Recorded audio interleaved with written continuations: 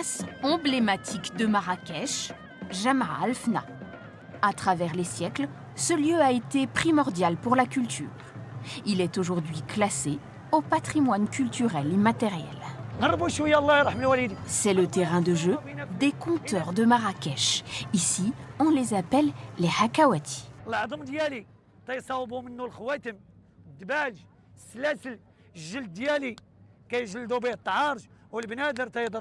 Un métier et un art menacés par le tourisme de masse. Mais Zouher El-Khaznaoui compte bien les sauvegarder.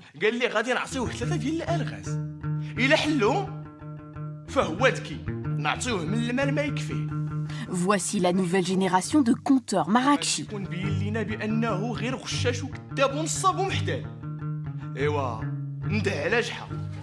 La Médina, voici où Zouher trouve son inspiration.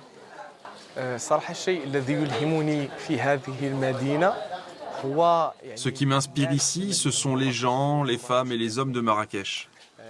Chaque balade est l'occasion de rencontrer des personnes qui m'inspirent, comme ce monsieur.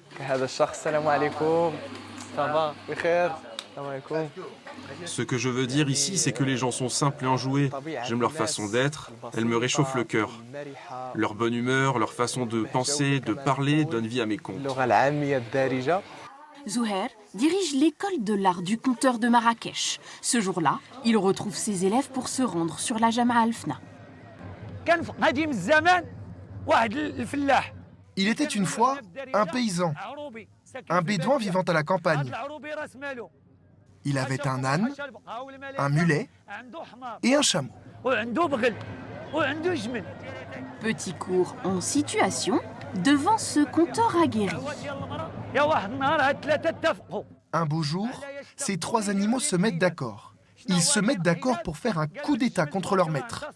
L'âne et le mulet disent au chameau « Toi, tu es fort, tu vas pouvoir briser les portes de la grange. » Comme dans les fables de La Fontaine ou d'Ésope, ce Hakawati relate l'histoire d'animaux qui veulent échapper à leur maître.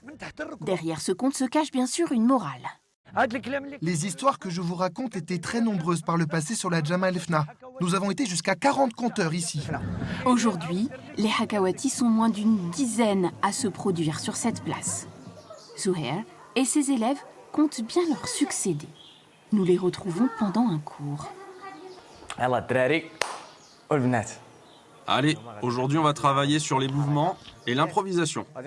On va se concentrer sur ce que l'on dit.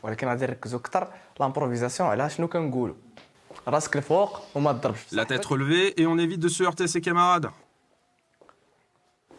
Si je frappe dans les mains, vous accélérez. Lève la tête, Nadera. C'est au tour de Nadera de se lancer dans une improvisation en arabe.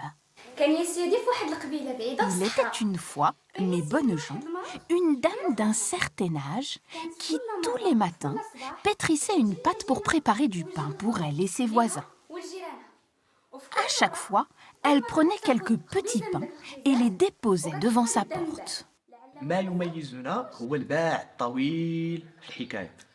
Ce qui nous distingue en tant que conteur marrakchi, c'est notre très ancienne tradition orale de plus de 1000 ans ici à Marrakech. Les contes ont une place primordiale dans la culture, ici, dans notre ville. Nous, les habitants de Marrakech, nous aimons vraiment raconter des histoires. Nous avons cette façon comique, rigolote et bien à nous de les raconter. Ajoutez à cela notre côté dramatique. Alors je ne pense pas que cet art puisse disparaître ici, car on l'a vraiment dans le sang, c'est dans notre ADN.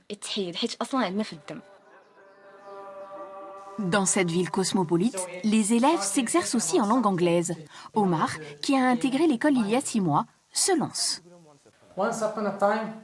Il était une fois dans cette belle ville de Marrakech, un homme qui avait un travail modeste. Il était vendeur de raisins. Il alla le goûter chez lui, le mit dans l'eau chaude. Ce raisin était si sucré et si rafraîchissant. Prends ton temps et mets plus d'émotion dans tes mots. Ne te presse pas.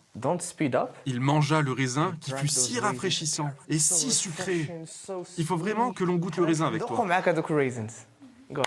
Omar est fasciné par le conte. Pour lui, la tradition orale au Maroc est à l'origine de cet art séculaire Une tradition qui engendre aussi beaucoup d'érudition, selon lui.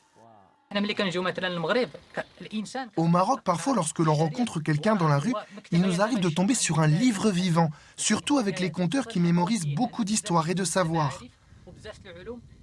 Malheureusement, quand l'un d'entre eux meurt, c'est toute une bibliothèque qui brûle, comme le dit un proverbe marocain.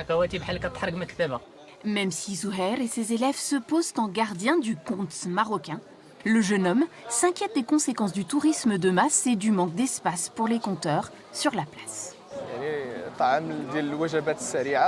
Malheureusement, les commerces, les restaurateurs ont le monopole sur la place. Ils s'approprient ce lieu et gagnent de plus en plus de terrain et d'argent.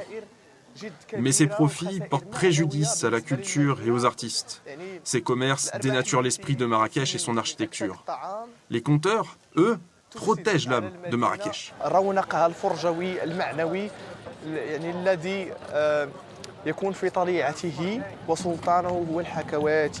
Comme les conteurs, les intellectuels et les associations de Marrakech n'ont cessé de se mobiliser ces dernières années pour que ce patrimoine culturel millénaire continue d'exister sur la Jama Al Fna.